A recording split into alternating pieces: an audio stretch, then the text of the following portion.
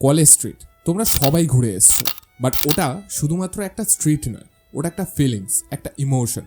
The smell of old books, চায়ের cup আর intellectual আড্ডা, কলকাতার বইপাড়া। কিন্তু জানো এই বইপাড়া নামটা কোথা থেকে এলো?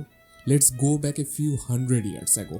ব্রিটিশরা যখন কলকাতাকে বানাচ্ছিল তাদের এডুকেশন হাব, তারা ঠিক করে একটা জায়গা বানাতে হবে যেখানে থাকবে কলেজ, শিক্ষার গন্ধ আর লাইব্রেরি। সো তারা তৈরি করলো একটা এলাকা, নাম দিল কলেজ স্ট্রিট।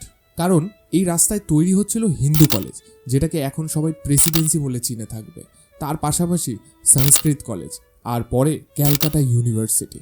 হ্যাঁ, সো ইম্যাজিন করো এক রাস্তায় লিটারালি সব থেকে বড় বড় এডুকেশনাল ইনস্টিটিউট, ছাত্রছাত্রী, টিচার আর বুদ্ধিজীবীদের ভিড়ে এই রাস্তাটা আস্তে আস্তে বদলে গেল।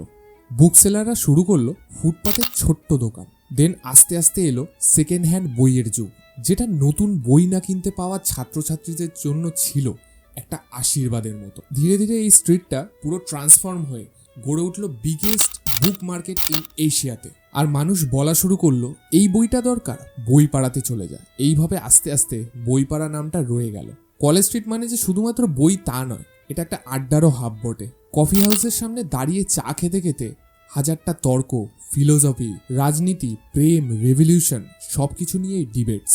রবীন্দ্রনাথ ঠাকুর থেকে শুরু করে সত্যজিৎ রায়, অমর্ত্য সেন, সুকুমার রায় সবাই কখনো না কখনো এই কলেজ স্ট্রিটের রাস্তায় পা রেখেছিলেন। এই জায়গা থেকেই জন্ম নিয়েছে কাউন্টলেস আইডিয়াস, মুভমেন্ট আর কালচারাল ওয়েভ।